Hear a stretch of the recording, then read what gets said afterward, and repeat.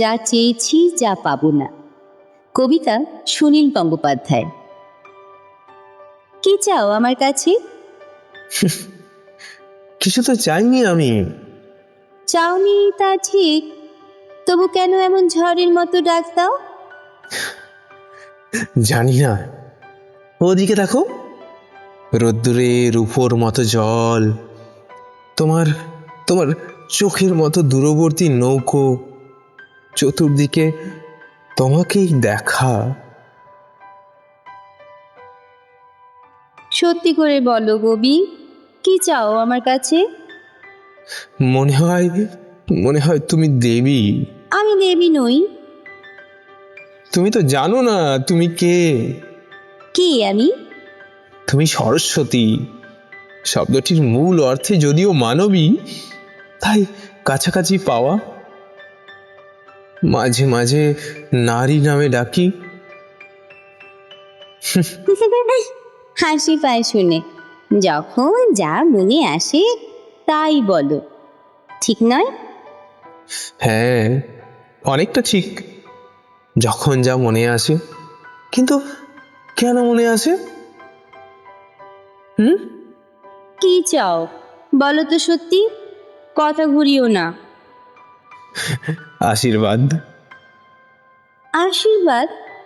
আমার, না সত্যি যিনি দেবী? তুমি তো সেই টেবিলের ওই পাশে, ফিকে লাল শাড়ি, আঙুলে ছোঁয়ানো থুতনি।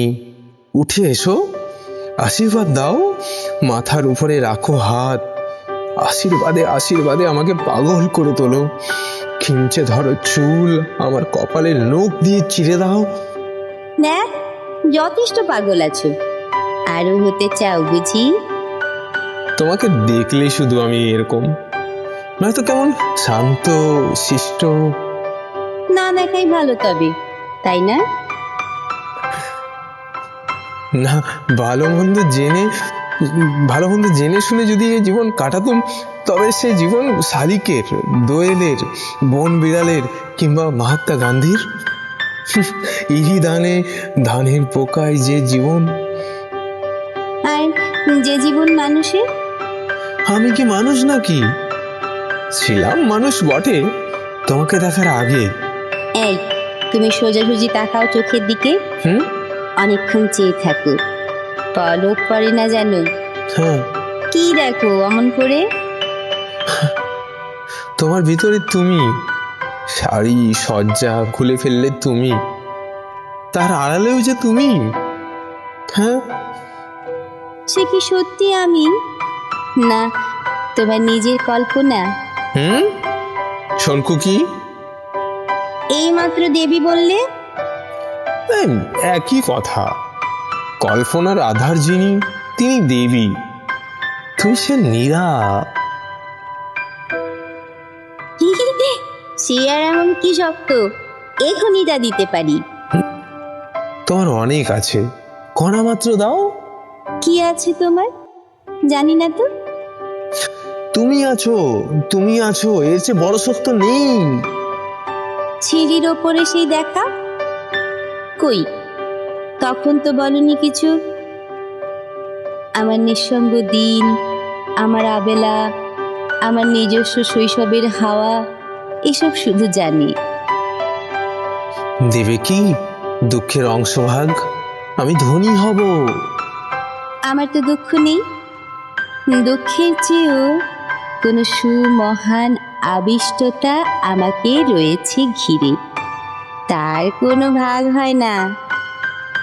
আমার কি আছে আর কি দেব তোমাকে?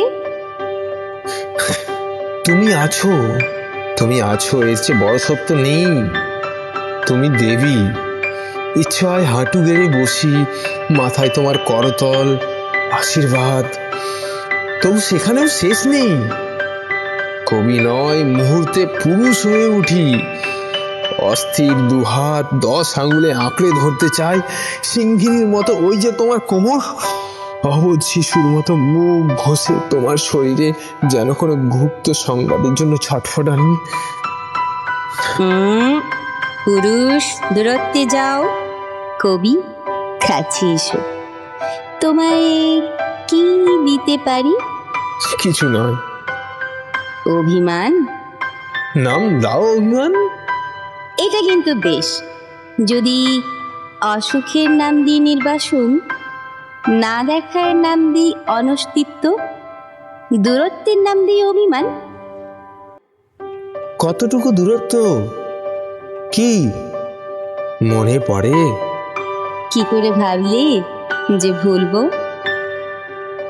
তুমি এই যে বসে আছো, আঙ্গুলে ছোঁয়ানো থুতনি, কপালে পড়েছে চূর্ণ চুল, পাড়ের নকশায় ঢাকা পা, ওষ্ঠাগ্রে আসন্ন হাসি। এই দৃশ্য অমরত্ব। তুমি তো জানো না নীরা, আমার মৃত্যুর পরও এই ছবি থেকে যাবে।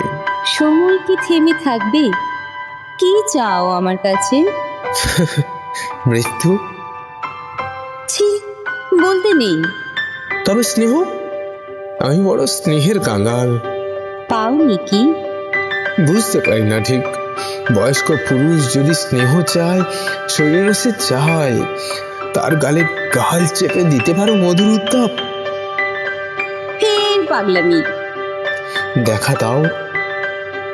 আমিও তোমায় দেখতে চাই। না। কেন? বলো না, কখনো বলো না। আর ওই কথা আমি ভয় পাবো। এ শুধু একদিকের। আমি কে? সামান্য, অতি নগণ্য, কেউ না। তবু এত স্পর্ধা করে তোমার রূপের কাছে। তুমি কবি? তা কি মনে থাকে?